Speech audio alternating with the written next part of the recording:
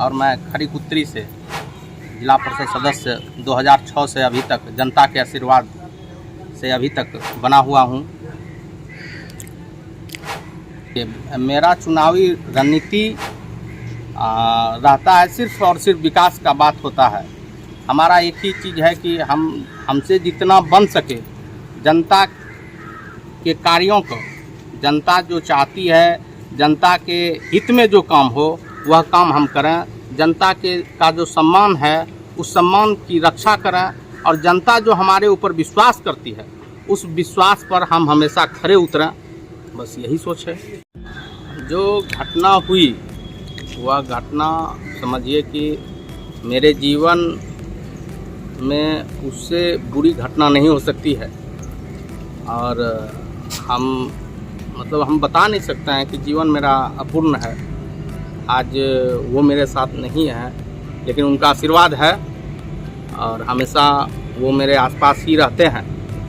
घटना लोगों ने किया मेरे मनोबल को तोड़ने के लिए। घटना लोगों को मेरी लोकप्रियता अच्छी नहीं लग रही थी और कहीं ना कहीं यह था कि लगातार 3 बार से हम जिला पार्षद हैं, जनता हमको चुन रही है, तो जो विरोधी थे, जो अपराधी थे, जो समाज के दुश्मन थे, उनको यह बात अच्छा नहीं लग रहा था और इस कारण मेरे मनोबल को तोड़ने के लिए ऐसी घटना की गई।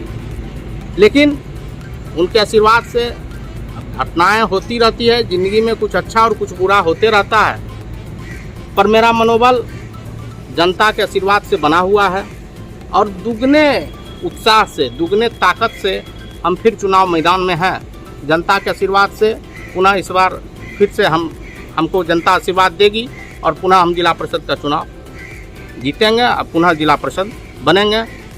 नहीं, आप इससे पहले भी 2016 में भी जब हम नामांकन किए थे तो बगैर तामझाम का किए, क्योंकि हम लोग का सोच है कि जो हम खर्च तामझाम पे करेंगे उस खर्च का कोई उपयोग नहीं है।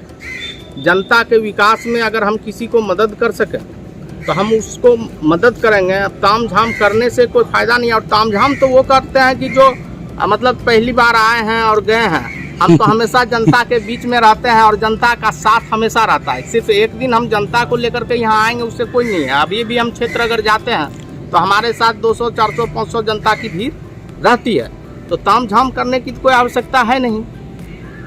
जिला परिषद सदस्य 2006 में पहली बार बने तो मेरा क्षेत्र बाढ़ प्रभावित क्षेत्र रहा है। आज भी कोसी के कटाव से मेरा क्षेत्र में जो समस्या है वह मुख्यतः कोसी का कटाव का और बाढ़ की समस्या रही है। तो 2006 में जब हम पहली बार जिला परिषद बने तो हमारा जो खरीक उत्तरी क्षेत्र है, NH से जब आप उत्तर चलिएगा तो वहाँ पे जो हमारा खेत उपजाऊ था, केलांचल ये कहा जाता था, लेकिन एक जमींदारी बांध जर्जर थी जिस कारण से वहाँ बराबर कोसी का पानी आ जाता था और केला का खेती नहीं हो पाता था।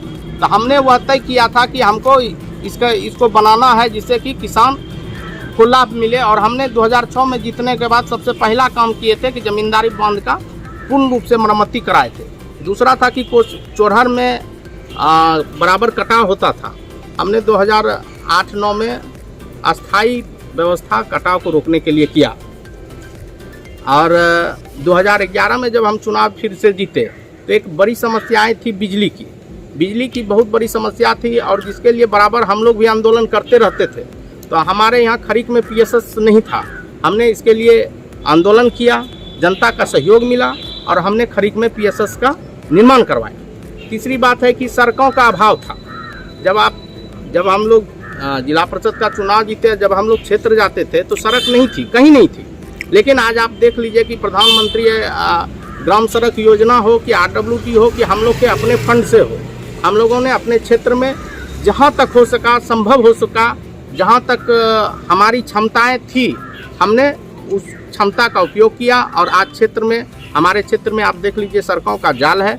कहीं कहीं ऐसा है कि सड़क जो है जर्जर स्थिति में है, लेकिन उसका भी टेंडर हो चुका है। एक सवाल आपने पूछा था उस समय, हमको याद है इंटरव्यू में कि खरीक अस्पताल जाने वाली बिल्कुल उसी की बात चर्चा आपने पूछा था। निश्चित तौर पर वह सड़क हमारे प्रखंड वासियों का लाइफ लाइन है, क्योंकि वहाँ पे खरीक अस्पताल है, वहाँ पे हमारा +2 स्कूल है, वहाँ पे कस्तूरबा विद्यालय है और मुख्ता खरीक बाजार से 14 नंबर को जोड़ने वाली मुख्य सड़क है। उस बार आपने पूछा था, हमने कहा था कि यह सड़क जल्द इस सड़क पे काम शुरू होगा और हम आपको बता देना चाहते हैं उस सड़क की टेंडर हो चुकी है, टेंडर अलॉट भी हो चुका है और हमें लगता है कि चूंकि बरसात के कारण कार्य शुरू नहीं हुआ है, अब जो है कार्य वो होगा और जल्द ही पूरा हो जाएगा। अभी जो बात है, अभी हमारा एक सोच है कि हमारा लगभग भवनपुरा पंचायत और लोकमानपुर पंचायत, आप लोगों ने देखा कि कटाव के कारण यहाँ पे सैकड़ों लोग विस्थापित हो चुके हैं, विस्थापित पहले भी हुए हैं। आज इस साल तो सैकड़ों घर जो है कट गया, लोग विस्थापित हो चुके हैं। तो हमारा एक सपना है या हमारा अभी एक प्रण है, जनता से हमने प्रण भी किया है, इस बार हम जब चुनाव जीतेंगे या फिर चुनाव का जो भी हो, हम जनता से यह तय किए हैं, यह प्रण किए हैं कि इस बार अस्थाई व्यवस्था सुरक्षा का जो भवनपुरा पंचायत को सुरक्षित करेगा, लोकमानपुर पंचायत को सुरक्षित करेगा और जो विस्थापित हुए हैं उनको पुनर्वास का, यह मेरा मुद्दा है। और इस मुद्दे को हम आपको बताना चाहते हैं कि आप देखिएगा जो 2022 का जब फरवरी में कार्य शुरू होगा, टेंडर जब होगा, आप देखिएगा कि हमारा लोकमानपुर पंचायत और भवनपुरा पंचायत, चोरहर, इस सब का जो कटाव से सुरक्षा का जो होगा अस्थायी व्यवस्था, आप देखिएगा कि वो अखबार में आपको नजर आएगा।